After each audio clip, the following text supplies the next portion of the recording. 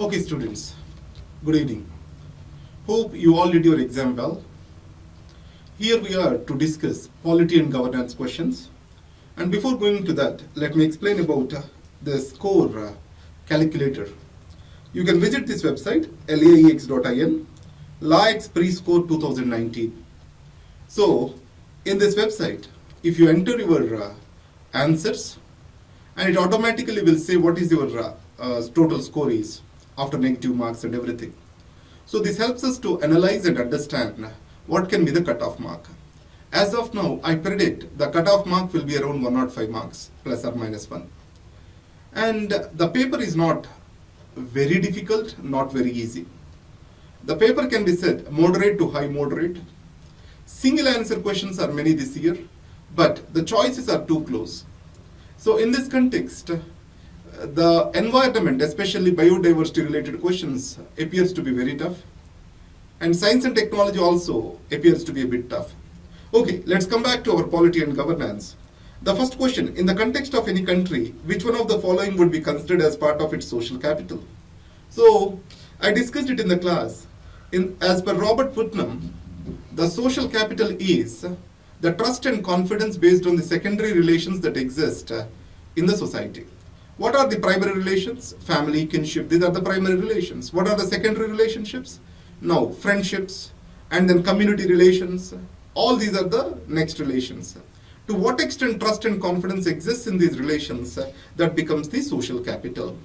Now, the social capital is said to have benefits to governance, and also it reduces the cost of governance and increases the coordinated action among the people.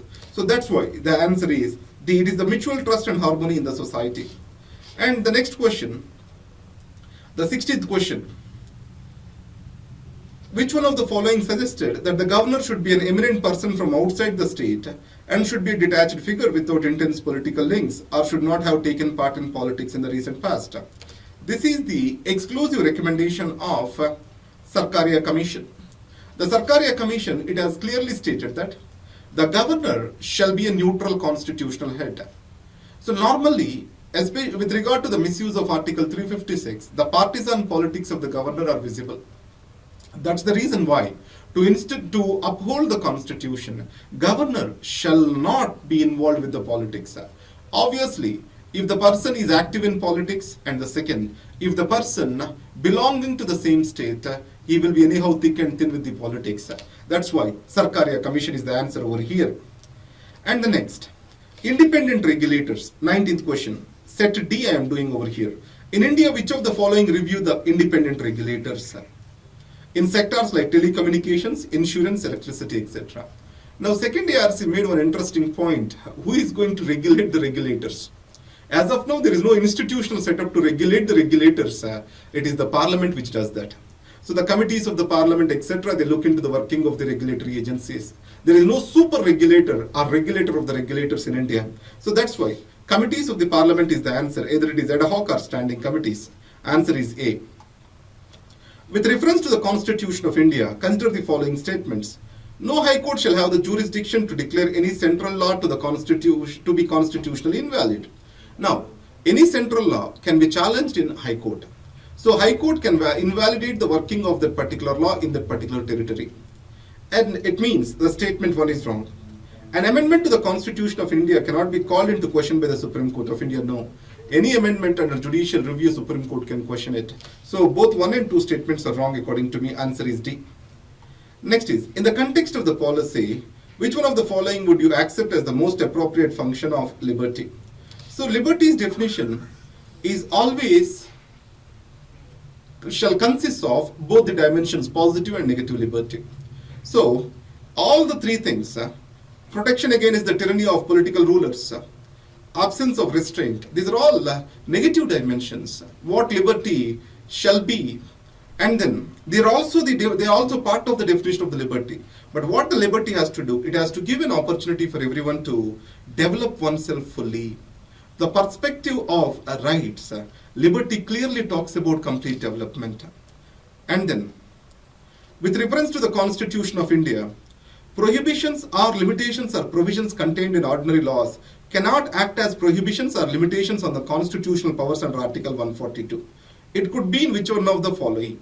Now, this is a very simple question. It appears as complicated. Remember, Article 142. You know Article 143 is advisory jurisdiction of Supreme Court. Close to this is 142. It means it has to relate to the Supreme Court itself. Obviously, all these are, one is talking about financial emergency, one is talking about election commission, one is talking about state legislature. Then only the answer left are talking about Supreme Court is choice B. Answer is B. So simple it is.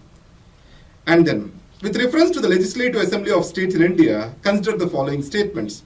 The governor makes a customary address to members of the House at the commencement of the first session of the year. Obviously, yes.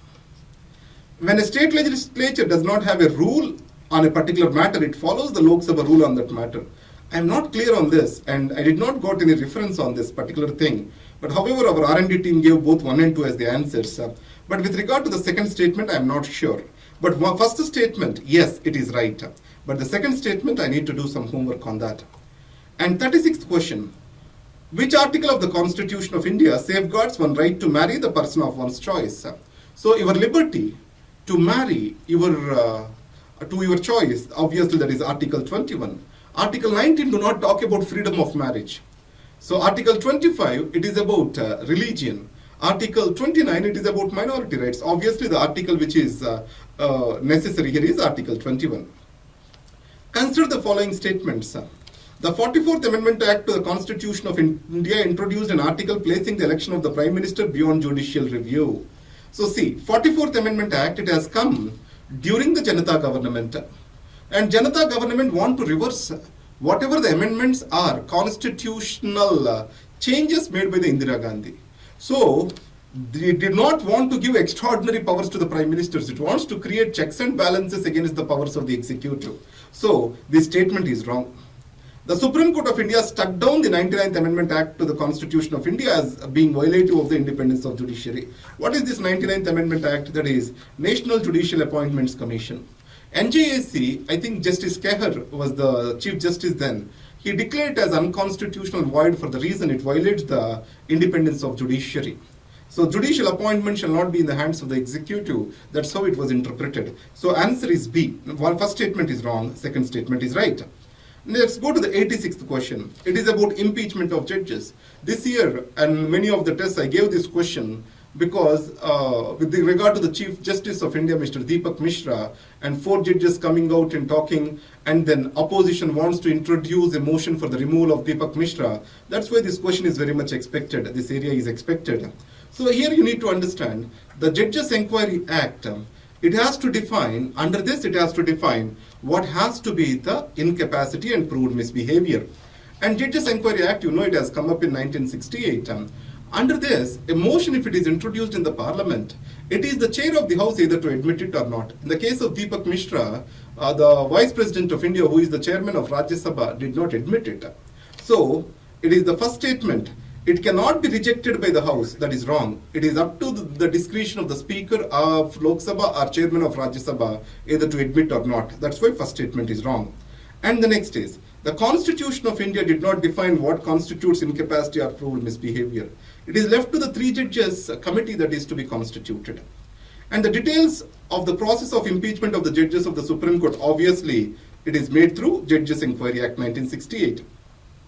What is the majority required to pass? It is 2/3 majority of members present and voting, and the majority of the total strength of the House, which we call it as absolute majority. So that's why 3rd and 4th statements are right, and 1st and 2nd statements are wrong. And the next is, the 9th schedule was introduced in the Constitution of India during the Prime Ministership of, and this is, the 9th schedule has come into the Constitution through the first Constitutional Amendment Act. And obviously Jawaharlal Nehru was the Prime Minister. I think it was around 1951 if I am not wrong. And then the coal sector. So the coal sector was nationalized by the government of India under Indira Gandhi. Yes, there were coking coal and non-coking coal. They were nationalized at 2 different times during Indira Gandhi time. Now coal blocks are allocated on lottery basis, no. So if you see, after this has become an issue during Manmohan Singh era, the competitive bidding was introduced in the allocation of the coal blocks. So the second statement is wrong. Till recently, India imported coal to meet the domestic shortages, but now India is self-sufficient. Now, even today, with regard to ultra mega power projects, India imports the high quality coal from the countries such as in Indonesia. Actually, this year, the coal import has increased in India rather than being decreased. So that's why second and third statements are wrong. The first statement is right. Only one is the right answer. Next is 89th question. The Parliament Prevention of Disqualification Act 1959 exempts several posts from disqualification on the grounds of office of profit. Yes. So the above mentioned act was amended 5 times. I don't know this one. I'm not clear in how many times it got amended. The term office of profit is well defined in the Constitution of India. It is not defined. That is what is the major challenge. And this office of profit is also expected to be a question. The reason in the case of AAP government in Delhi, office of profit is a big issue, especially with reference to parliamentary secretaries, and some people got disqualified. So the major problem is office of profit is not defined in the Constitution. To an extent, clarity was given in Shibu Soren case by the Supreme Court. So the third is a wrong statement, obviously. I do not know, it is 5 times, 6 times, I do not know. So the third statement is a wrong statement. So B, C, D all have the 3 as an answer. So only answer left is A. I can do this answer by elimination process. 90. Under which schedule of the Constitution of India can the transfer of tribal land to private parties for mining be declared null and void? So which schedule talks about tribal rights? 5th and 6th schedules they talk about. So obviously 5th schedule is given over here. And the next is, I think these are the questions from Polity. And from 5th June, we are starting answer writing module. So it is total 110 days program. So in this program, every day syllabus will be given. You are expected to write the answers and post it on the forum. And the second is weekly there will be 1 test. Total 10 section wise and 8 full length tests are being given to you. And you can enroll for it. So, one-to-one feedback is one thing which we want to bring in. Along with that, we want to bring in mentorship courses and value addition courses to discuss the current affairs, etc., along with each subject. And we are taking this program pretty seriously and conducting as of now in Hyderabad and Bangalore offline and everywhere in the country online. So thank you very much and have a good day. All the best. Hope you clear this exam. Don't forget about the score calculator. Please liberally give your this particular score calculator scores, then we can estimate what can be the cutoff, and that helps to plan our exam for many of the students. Thank you very much. Have a great day.